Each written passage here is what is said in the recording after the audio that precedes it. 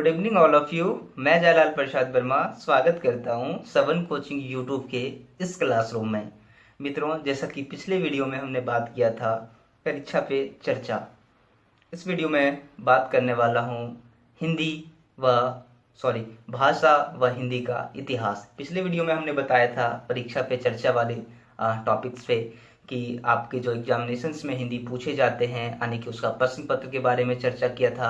आपके परीक्षा के पाठ्यक्रम क्या हैं, आपके परीक्षा के सिलेबस क्या हैं, इनके बारे में चर्चा किया था। और एक अंतिम टॉपिक चर्चा किया था मैंने कि मैं इस प्लेटफॉर्म पे हिंदी कैसे पढ़ाऊँगा। तो जो भी व्यूअर्स नए हैं या फिर ओल्ड व्यूअर्स हैं, तो उनसे मेरा रिक्वेस्ट है कि अगर आपके आसपास कोई क्लास 10th के एग्जामिनेशंस को लेके सीरियस है और क्लास 10th में कुछ बेहतर करना चाहता है, विशेषकर हिंदी पेपर्स को लेकर, तो उनके साथ ये वीडियो ज़रूर शेयर करें। और साथ में यदि कोई ऐसा भी मित्र हैं आप लोगों के आसपास या फिर कोई सगे संबंधी है जो हिंदी को सीखना चाहते हैं, तो उनके साथ भी ये वीडियो को शेयर करें, क्योंकि उनके लिए भी यह महत्वपूर्ण है। आज जिस टॉपिक्स में मैं बात कर रहा हूँ वो है भाषा व हिंदी का इतिहास।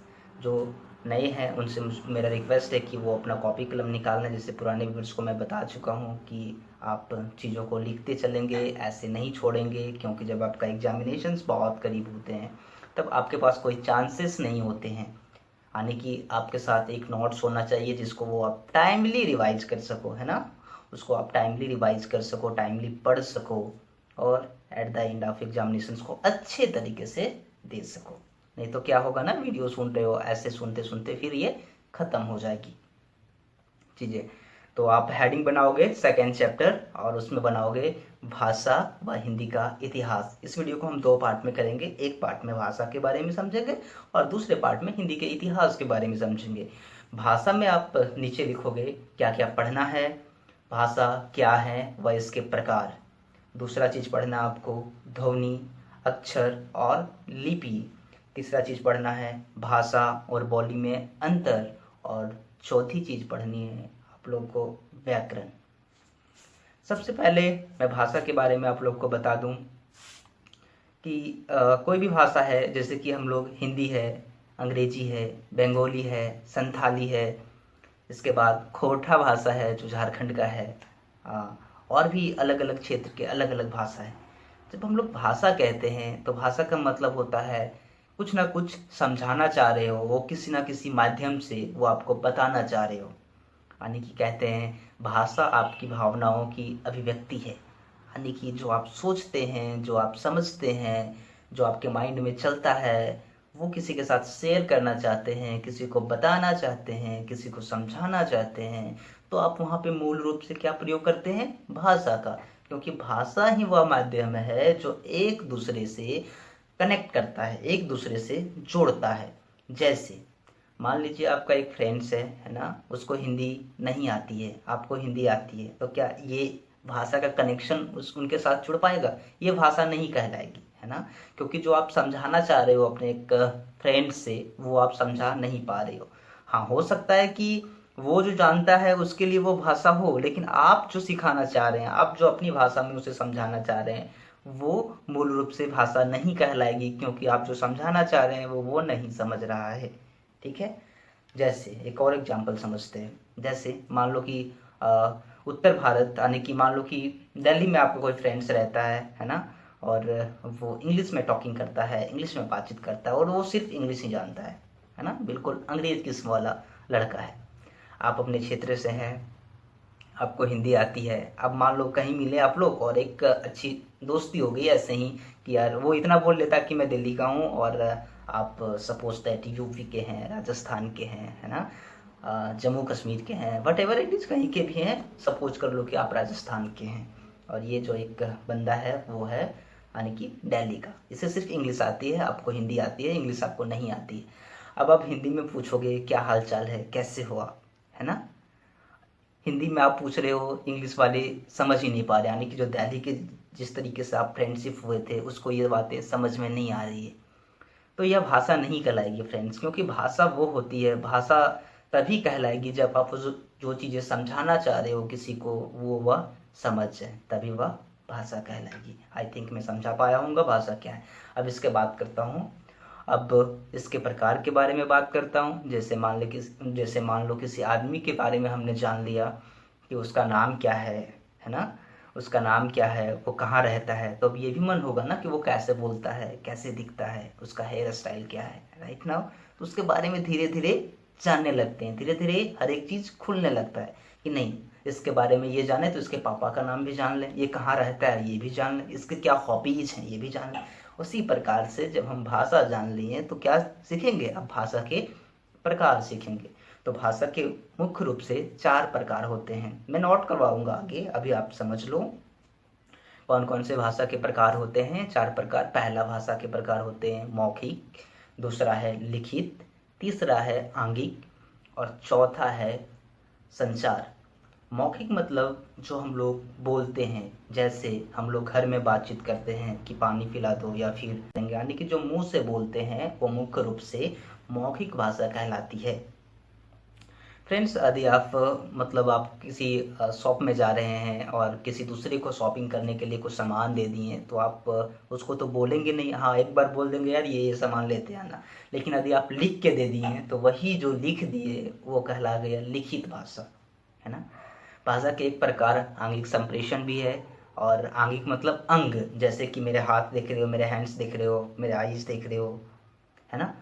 तो इसमें अंग की जो महत्ता होती है, अंग की महत्ता में क्या होता है कि आप बोलते समय हाथ को कैसे एक्सप्रेस करते हैं, हाथ से कैसे कैसे समझाते हैं, हाथ से कैसे कैसे बताते हैं, है ना। कंधे को उचकाना, जैसे देखियो कभी कि जो पर्सन गुस्से में होता है उसकी आंखें लाल हो जाती है, कहा जाता है ना कि गुस्से वाले पर्सन की आंखें लाल हो जाती है। जो थोड़ा हंसता है तो एक चेहरे पे एक अजीब सी स्माइल आती है, चेहरे पे एक अजीब सी मिठास का भाव होता है।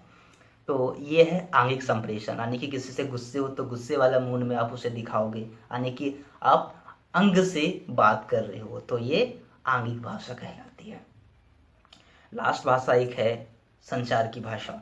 संचार मतलब जो आप इंटरनेट पे पढ़ते हो, जो आप अखबार में पढ़ते हो, जो आप व्हाट्सएप में पढ़ते हो, जो आप फेसबुक में पढ़ते हो, जो आप इंस्टाग्राम में पढ़ते हो, ये सारी जगह आने की, जो आप एक तरीके से कह लो कि जो आप मोबाइल फ़ोन में पढ़ते हो या फिर लैपटॉप में पढ़ते हो, वो सब कौन सी भाषा कहलाएगी, संचार वाली भाषा। और संचार वाली भाषा में एक भाषा और होती है, जो आप बैनर्स देखते हो बड़े बड़े फिल्म स्टारों के हो गया, या फिर कोई अपना एडवर्टाइजमेंट कर रहा है कोई क्षेत्र का, जैसे सपोज दैट क्लिनिक प्लस हो गया, है ना, लाइफ बॉय साबुन हो गया, डिटॉल्स हो गया, डिटर्जेंट पाउडर्स हो गया, सर्फ एक्सल्स हो गया। तो ये सब जो प्रचार से देखते हो आप रोड के किनारे या फिर बसों में या फिर कहीं कहीं, मतलब जहाँ भी लगा होता है ये पोस्टर वाले टाइप्स, तो ये कहलाते हैं आपके संचार के भाषा, यानी कि ये संचार के द्वारा इसे प्रसारित किया जाता है। तो हमने समझ लिया भाषा क्या है, भाषा के प्रकार क्या है। अब समझते हैं भाषा और बोली में अंतर क्या है। भाषा जैसे कि हम लोग बोलते हैं, बोली मतलब घरेलू भाषा, जैसे खोटा में जैसे बातचीत करते हो आप लोग घर में, है ना। स्पेशली झारखंड के स्टूडेंट थोड़े ज़्यादा देख रहे हैं इस वीडियो को, तो मैं उससे थोड़ा उसका रेफरेंस लेके मैं बता रहा हूँ। तो जैसे आप लोग घर में बोलते हो वो भाषा, वो घरेलू भाषा कहलाती है। जो किताब में लिखा होता है वो आपका मूल रूप से वो भाषा कहलाती है, और जो आप घर में बोलते हो वो बोली कहलाती है। ऐसे समझ लो, मान लो कि आपको एक चॉकलेट चाहिए, है ना, आपके दुकान वाले आपको पहचानते हैं, आपके अंकल हैं, तो क्या बोलोगे अपनी भाषा में, अंकल एक चॉकलेट दे दो, है ना। और वही जब मतलब एक अनजान आदमी जाएगा उसके शॉप पे, तो पहले वो तो पूछेगा अंकल आपके दुकान में चॉकलेट है, वो बोलेगा यस या नो, तो फिर बोलेगा ऐसा दी है तो प्लीज़ मुझे एक चॉकलेट दे दीजिए, प्लीज़ मुझे एक चॉकलेट दे दीजिए। देखो दोनों में कम्युनिकेशंस अलग अलग हो गए हैं, दोनों में बातचीत करने के तरीके अलग अलग हो गए। पहला वाला जो बंदा है, यानी कि जो आप हैं, आप उस दुकानदार को जानते हैं, आपके बोलने के तरीके कुछ अलग हैं और आपको दुकानदार भी जानता है। दूसरा वाला जो बंदा है वो, यानी कि ना तो शॉपकीपर्स को जानता, यानी कि दुकानदार को नहीं जानता, वो ऐसे गया, उसे चॉकलेट चाहिए था, उसने सबसे पहले क्वेरीज की, उसने पूछा कि आपके दुकान में है, उसने बोला हाँ है। तो ये जो सेकेंड वाली बंदे हैं, इसकी भाषा क्या कहलाएगी, भाषा सही मायने में। और आपकी भाषा क्या कहलाएगी, घरेलू भाषा। आप अपनी भाषा में मांग लोगे चॉकलेट वगैरह जो मांगना है वो। तो मैं समझता हूँ कि ये भी आप लोग को समझ में आए, और ना आए तो ऐसे एग्जाम्पल ले लेना, आप जो घर में बोलते हो उसे घरेलू भाषा कहते हैं, जो आप टीचर्स के साथ बात करते हो वो भाषा होता है एक्चुअल मायने में। Clear that. नेक्स्ट टॉपिक्स, बात करेंगे ध्वनि, अक्षर और लिपि। ध्वनि कहते हैं आवाज़ को, जैसे आप मेरी वॉइस को सुन रहे हैं, है ना, मेरी वॉइस को समझ रहे हैं, इससे कहते हैं ध्वनि। ध्वनि मतलब आवाज़। अक्षर, जैसे आप लिखते हैं उसे अक्षर कहते हैं। एज फॉर एग्जाम्पल क, ख, ग, घ, ञ, च, छ, ज, झ, ञ।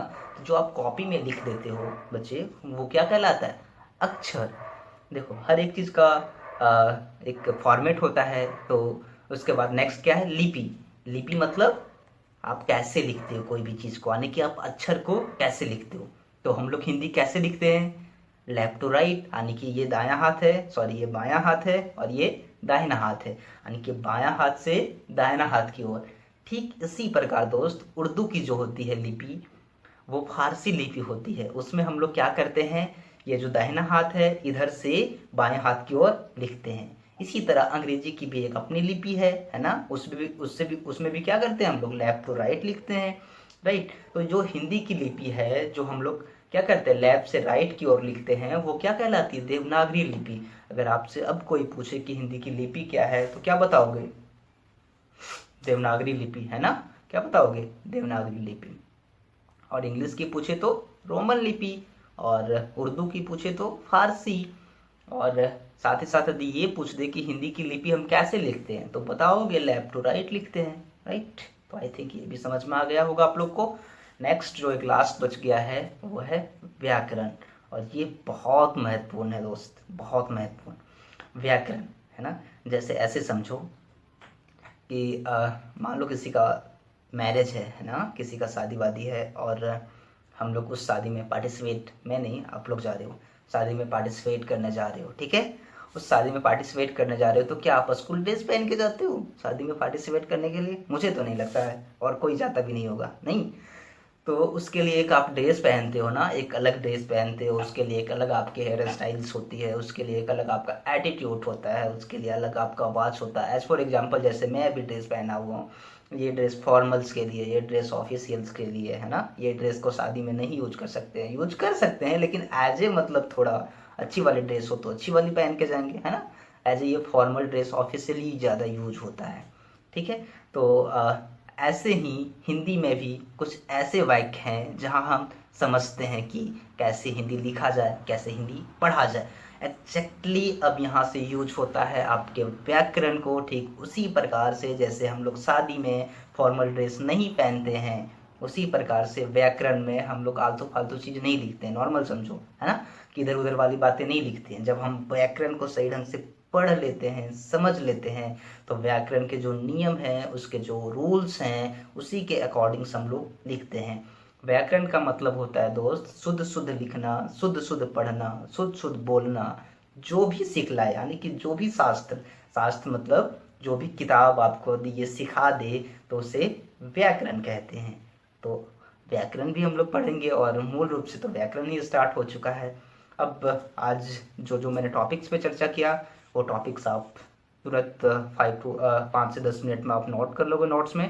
पहला हेडिंग बनाओ भाषा, डैश करोगे भाषा, और उसमें डैश करके लिखोगे हम अपनी बात दूसरों तक भाषा के माध्यम से पहुंचाते हैं, और दूसरों की बात भाषा के माध्यम से समझते हैं। भाषा बातचीत में महत्वपूर्ण भूमिका निभाती है। सेकेंड लिखोगे भाषा के प्रकार, उसमें पहला डालोगे मौखिक भाषा, दूसरा डालोगे आंगिक भाषा, तीसरा डालोगे लिखित, और चौथा संचार। पहला हेडिंग डालोगे मौखिक भाषा, जो हम बोलकर किसी से बात करते हैं वह पूर्ण रूप से मौखिक भाषा कहलाती है, जैसे मित्र के साथ बात करना। आंगिक भाषा, जब हम अपने अंग के माध्यम से किसी से बात करते हैं तो वह आंगिक भाषा कहलाता है। में कंधे व आँख की, साथ ही साथ हाथ की महत्वपूर्ण भूमिका होती है। जैसे जब कोई गुस्से में होता है तो कहते हैं उसकी आंखें लाल है। नेक्स्ट लिखोगे लिखित भाषा, जब हम अपनी बात दूसरों तक लिख के पहुंचाते हैं तो वह लिखित भाषा कहलाती है। जैसे पिताजी के पास पत्र लिखना, माताजी के पास पत्र लिखना, दोस्त के पास पत्र लिखना। नेक्स्ट है संचार भाषा। संचार भाषा, आज जो हम अखबारों में पढ़ते हैं, जो इंटरनेट में पढ़ते हैं, जो रोड के किनारे जो होर्डिंग्स होते हैं, जो यानी कि एक तरीके से कह ले बैनर्स होते हैं, उसे हम संचार की भाषा कहते हैं। जैसे डिटोल की प्रचार, लाइफ बॉय का प्रचार, है ना, डिटर्जेंट पाउडर का प्रचार, एक्स्ट्रा etc। नेक्स्ट डालोगे ध्वनि। जब हम कोई चीज़ बोलते हैं तो जो हमारे मुंह से आवाज़ निकलती है उसे ध्वनि कहते हैं। अक्षर, नेक्स्ट हेडिंग डालोगे अक्षर। जब हम कोई चीज़ को अपने कॉपी पे लिखते हैं तो वो अक्षर कहलाती है। नेक्स्ट लिपि। लिपि वह माध्यम है जिससे हमें पता चलता है कि वह भाषा किस रूप में लिखी जा रही है। जैसे हिंदी का लिपि देवनागरी है जिसे हम। नेक्स्ट भाषा और बोली में अंतर। जब हम किसी शिक्षक के साथ बात करते हैं तो उसकी एक भाषा होती है। जब हम घर में बात करते हैं तो वो बोली कहलाती है। वह शास्त्र जो हमें शुद्ध शुद्ध लिखना, शुद्ध शुद्ध पढ़ना व शुद्ध शुद्ध बोलना सिखलाए, मूल रूप से वह व्याकरण कहलाती है। तो फ्रेंड्स, ये वीडियो आप लोग को पसंद आया होगा। तो आपके आई थिंक मैं समझा पाया होगा भाषा के बारे में। फिर भी यदि कुछ भी दिक्कत हो अगर समझने में तो आप कमेंट सेक्शन में ज़रूर लिखें, क्योंकि इसी के माध्यम से आप हमसे बातचीत कर पाते हो। ऑनलाइन क्लासेस हैं, लेकिन ऑनलाइन क्लासेस है तो आप कमेंट लिखने में संकोच ना करें, लिखें, क्योंकि तभी आप एक्चुअल में समझ पाओगे चीज़ों को और अच्छे तरीके से एक बेहतर हिंदी के साथ अपने एग्जामिनेशंस में परफॉर्म कर पाओगे। तो एक बार फिर से हमारी शुभकामनाएं साथ हैं। दोस्तों, इस वीडियो के पार्ट 2 में हम बात करेंगे हिंदी भाषा व इसके इतिहास। तो जुड़े रहिए हमारे चैनल के साथ। Thank you.